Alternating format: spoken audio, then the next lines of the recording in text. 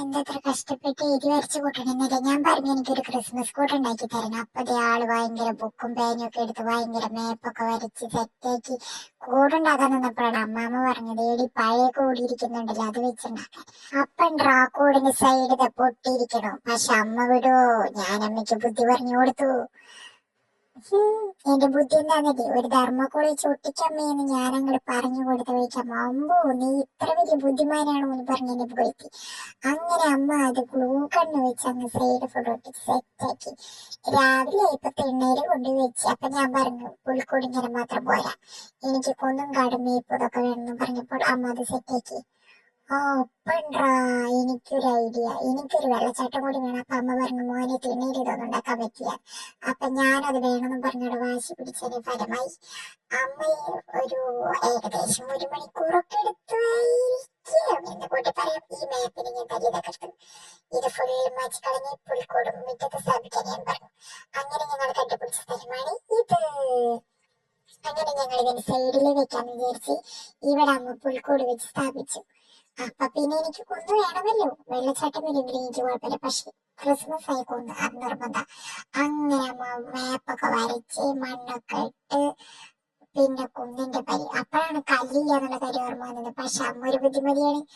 ഇള്ള ചകിരിയൊക്കെ വെച്ച് കുന്ന് പോലെ വെച്ച് സെറ്റ് ചെയ്ത് മണ്ണൊക്കെ അങ്ങോട്ട് കുഴച്ച് വെച്ച് അതുകൊണ്ട് ഒരു കുന്നുണ്ടാക്കി. പക്ഷേ ഞാനൊരു കാര്യം പറഞ്ഞു, എന്റെ അമ്മ ഒരു ദുർബലയാണ്.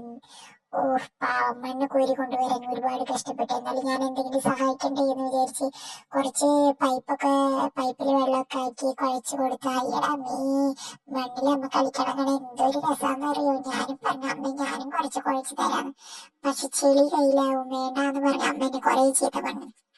എന്നാ അമ്മ അങ്ങോട്ട് ഉണ്ടാക്കുന്നു പറഞ്ഞിട്ട് ഞാനങ്ങ് ഒഴിഞ്ഞു മാറി നിന്നു. ഞാൻ ഈ സഹായിക്കില്ല എന്നൊക്കെ വിചാരിച്ചതാ. പിന്നെ പാവം ഞാൻ പറഞ്ഞിട്ടാണല്ലോ ഉണ്ടാക്കണത്. ഇതാണ് പറ്റാത്ത പണി എന്ന് പറയുന്നത്. കുറച്ച് മണ്ണിക്കടുമ്പോഴേക്കും ആളുടെ പരിപാടി തീരുമാനമായി. എന്തായാലും എനിക്ക് വേണ്ടിയിട്ടല്ലേ എന്നൊരു സന്തോഷം എനിക്ക് കേട്ടോ. അങ്ങനെ മണ്ണൊക്കെ കോരി കൊണ്ടുവന്ന് അമ്മ നന്നായി അങ്ങ് കഴിച്ച്. അങ്ങനെ എന്റെ മലയും സെറ്റായിട്ടാ. വെയിലായ കാരണം ഫുൾ ഇത് കാണാൻ പറ്റുമെന്ന് വിചാരിക്കുന്നു.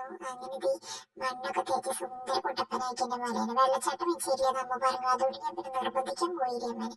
അങ്ങനെ ഇന്നത്തെ പുൽക്കൂടി ഇത്രയും സെറ്റാക്കി. ലാസ്റ്റ് കുന്നിന്റെ മുകളിൽ കടുക് മെതറിയിരിപ്പ് അമ്മ പറയാണ്, അയ്യോ മോനെ ഇന്നത്തേക്ക് ഇത് മതിനെ അമ്മയ്ക്ക് ഉണ്ടാക്കാൻ വയ്യാന്ന്. ഓക്കെ എന്റെ പാവം മേലെന്ന് വിചാരിച്ച് ഞാനും ഒന്ന് കിടന്ന് ഉറങ്ങാമെന്ന് വിചാരിച്ചു. അങ്ങനെ ഞങ്ങൾ ഇന്നത്തെ പുൽക്കൂട് ഉണ്ടാക്കൽ കഴിഞ്ഞു. ഇനി നാളെ രണ്ടാമതായിട്ട് ഞങ്ങൾ വരാവേ. അപ്പൊ എല്ലാവർക്കും ടാറ്റ. പോയി കിടന്ന് ഉറങ്ങുമ്പോഴായ ഉച്ച നേരമില്ല, ഞാനും കിടന്ന് ഉറങ്ങി. ശുഭം.